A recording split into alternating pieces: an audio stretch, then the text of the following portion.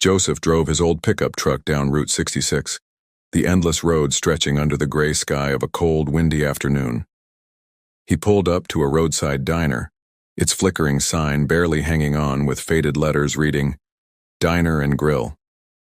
Outside, the dusty parking lot held a few motorcycles lined up, their wheels caked with dried mud. Joseph walked in, the bell above the door jingling half-heartedly, announcing the arrival of a stranger. Inside, the air was heavy with the stale scent of burnt coffee and old grease lingering from the kitchen. The wooden tables were chipped, and the cracked leather seats gave the place a worn-out, tired feel. Flickering fluorescent lights cast a dim yellowish glow over everything, making the place look even more dreary. Joseph slowly made his way to the back, choosing a seat by the window with a clear view of the parking lot and the exit. It was a habit he never broke, always making sure he had a way out. Loud laughter erupted from a group of bikers sitting in the opposite corner. Thomas, the biggest of them all, threw a mocking glance at Joseph, his eyes full of arrogance. His stare was heavy and challenging, as if Joseph's presence had ruined his fun. Joseph remained calm, picking up the old, yellowed menu and pretending to study the list of boring dishes. He could feel the tension in the air, but his expression stayed neutral, giving nothing away, as if he hadn't noticed the threat slowly taking shape. Joseph kept his eyes on the crumpled menu, the words blurring together as his mind stayed alert, senses tuned to the tension building across the diner. He could feel Thomas's eyes drilling into him, filled with hostility and something darker, a hunger for conflict. The laughter at the bikers' table died down, replaced by low murmurs and the clink of beer bottles. Joseph's fingers tightened around the edges of the menu, the paper wrinkling under his grip. He knew trouble when he saw it, and Thomas wore it like a second skin. A waitress approached, her face weary, hair pulled back into a messy bun and a notepad resting in her worn-out apron. "What'll it be?" she asked, voice flat, eyes flicking nervously towards the bikers before settling on Joseph. He forced a casual smile. "Just coffee, black," he replied, keeping his tone steady. The waitress scribbled it down, then hurried back to the counter, moving quickly as if not wanting to be caught in the crossfire. The air grew heavier. The low murmur from Thomas's group rose, laughter laced with malice. Joseph didn't need to look up to know they were talking about him. He heard the scrape of chairs, heavy boots hitting the floor with purpose. Thomas was on the move. Joseph's heart rate quickened, but his face remained calm. He took a deep breath, keeping his body relaxed. Tension only made you slower, and if things went bad, he couldn't afford to be slow. Thomas's shadow fell over the table before he spoke, his voice dripping with mockery. "Well, well, didn't think we'd get a visitor today." Joseph looked up, meeting Thomas's gaze head-on. The man was built like a bulldozer, tall and broad, shoulders straining against his leather jacket. His hair was greasy and his jaw was set in a cocky smirk, as if daring Joseph to say the wrong thing. The other bikers gathered behind him, forming a wall of muscle and mean grins. "Just passing through," Joseph answered, his voice calm, neutral. He kept his posture relaxed, his hands resting on the table where everyone could see them. Non-threatening, but ready. Thomas's eyes flicked down, noticing the calluses on Joseph's knuckles, the slight tension in his fingers. The smirk faltered, just for a second. "Passing through, huh?" Thomas leaned in, his voice dropping low, his breath smelling of stale beer. "Don't look like you belong here." His eyes narrowed, the challenge clear. Joseph held his gaze unflinching. "Just minding my own business," he replied evenly, his tone steady as stone.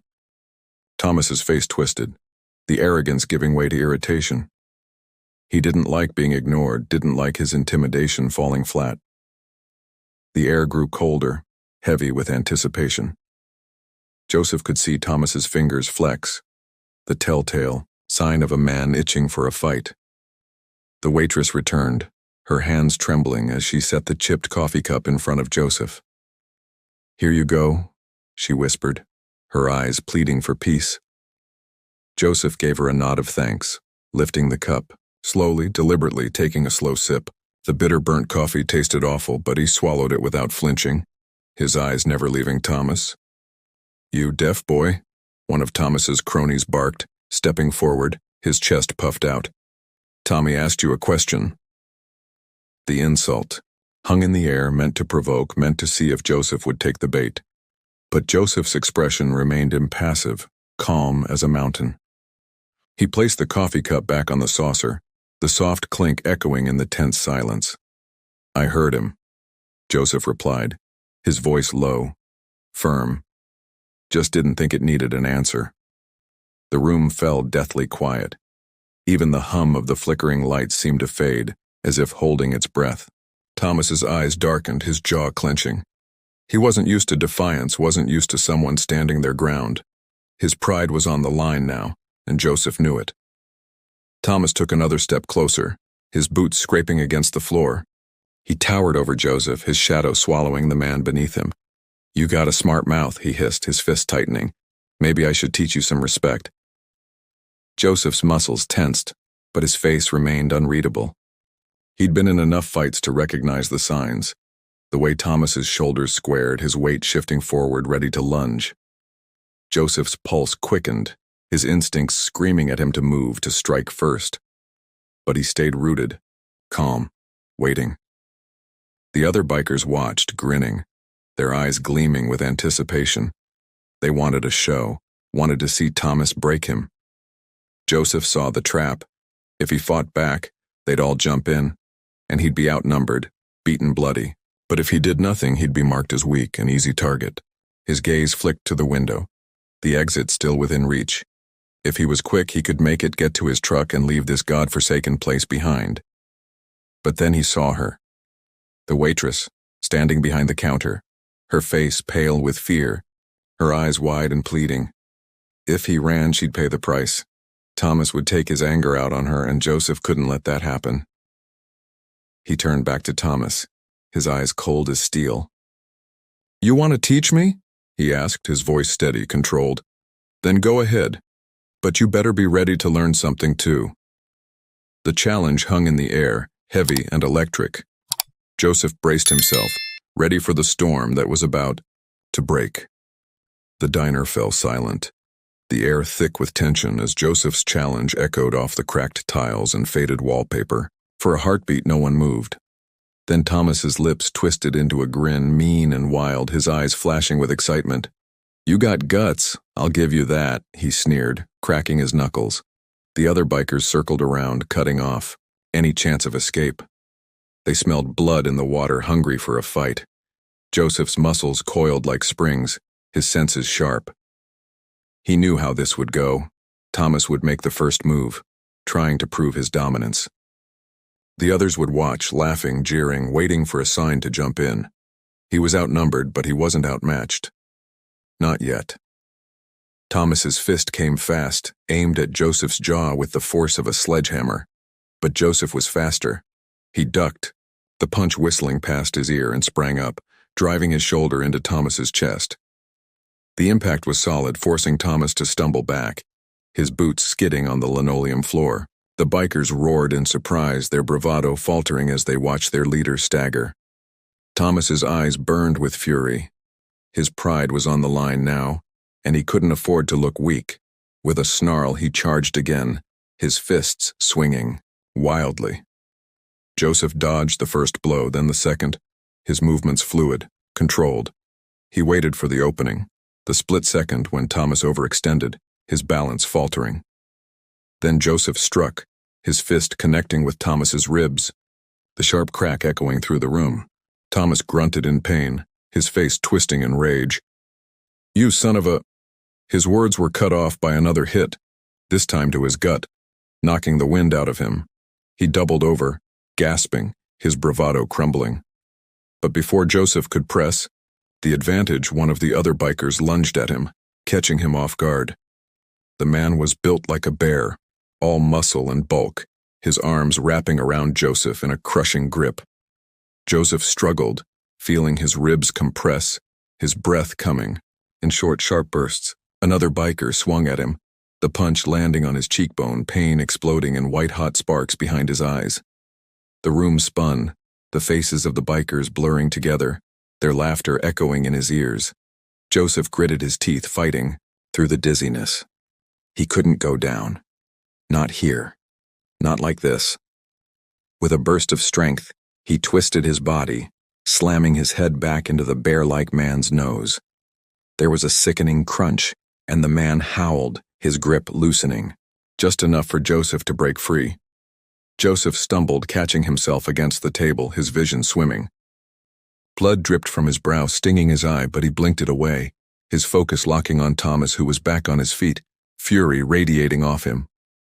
"You're dead, you hear me?" Thomas snarled, his voice cracking with anger and humiliation.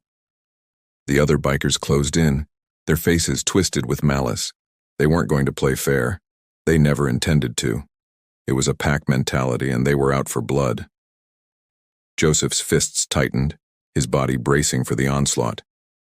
He knew he couldn't take them all, but he'd go down swinging. Loud crash shattered the tension, the sound of glass breaking followed by a scream. The waitress stood behind the counter, her hands over her mouth, eyes wide with horror. The coffee pot lay shattered at her feet, hot liquid pooling across the floor. "Stop it, just stop," she cried, her voice trembling. The bikers hesitated, momentarily thrown off by her outburst. Joseph saw his chance. He lunged at Thomas, his shoulder driving into the man's chest, slamming him into the wall. The plaster cracked under the impact, dust raining down as Thomas's head snapped back. His eyes dazed. Joseph didn't wait for him to recover. He turned, swinging his fist at the nearest biker, feeling the satisfying crunch of bone under his knuckles. The man dropped like a stone, his body hitting the floor with a heavy thud. Another biker charged, but Joseph sidestepped, kicking his leg out and sending the man sprawling. The rest backed off, their confidence shattered, fear replacing their cocky grins. Joseph stood his ground, chest heaving, blood dripping from his face, but his eyes were sharp, blazing with defiance. "Anyone else?" he growled, his voice low and dangerous. None of them moved. Even Thomas stayed slumped against the wall, his face pale, his body sagging in defeat. The waitress let out a shaky breath, relief washing over her face. Joseph didn't waste another second. He walked to the counter, throwing a crumpled bill down for the coffee. "Sorry about the mess," he muttered, his voice gruff but sincere. She nodded, her eyes filled with gratitude and awe. He pushed through the door, the cold night air biting at his skin, clearing his head. His truck was still there, parked under the flickering street lamp. As he climbed in, his body aching, he glanced back at the diner, seeing the shadows of the bikers licking their wounds. This wasn't over. He knew Thomas wouldn't let this go. But for now, he was still standing, still fighting. And that was enough. Joseph's hands gripped the steering wheel, his knuckles white against the worn leather. The road stretched before him, dark and empty, the headlights cutting through the night. His body throbbed with pain, bruises forming under his shirt, his cheek swollen from the punches he'd taken. But it wasn't the pain that gnawed at him. It was the anger, hot and seething, pulsing through his veins. He could still see Thomas's face twisted with rage and humiliation, could still hear the jeers of the bikers echoing in his mind. They'd tried to break him, to make him bow down, but he'd stood his ground. Even outnumbered, even battered, he hadn't given them the satisfaction of seeing him fall. But he knew this wasn't the end. Thomas wouldn't let it go, not after being humiliated in front of his crew. Joseph's jaw clenched, the muscles tight with frustration. He was tired of running, tired of looking over his shoulder, waiting for the next attack. This fight was spiraling out of control, and it wouldn't end until one of them was broken, or worse. His eyes flicked to the rearview mirror, half expecting to see the roar of motorcycle lights chasing him down the highway. But there was nothing but darkness, stretching endlessly behind him. His grip tightened, his chest burning with fury. Thomas had pushed him too far, had crossed lines that couldn't be uncrossed. Joseph knew what he had to do. If Thomas wanted a war, then Joseph would fight, on his own terms. There was no turning back now. The only way out was through. The story of Joseph and Thomas serves as a powerful reminder of the consequences of pride, anger, and the cycle of retaliation. It shows how conflicts, when fueled by ego and vengeance, can spiral out of control, leaving pain and destruction in their wake. Joseph's struggle isn't just against Thomas, but also against his own anger and the temptation to seek revenge. This reflects a universal truth. Holding on to anger only deepens wounds, while forgiveness and self-control pave the way to peace. In life, conflicts are inevitable, but how we respond defines our path. Instead of escalating tensions, seek resolution and understanding. Choose to break the cycle of vengeance by showing strength through restraint and wisdom. The story teaches us that true power lies not in fighting back, but in rising above hatred and seeking a better way forward.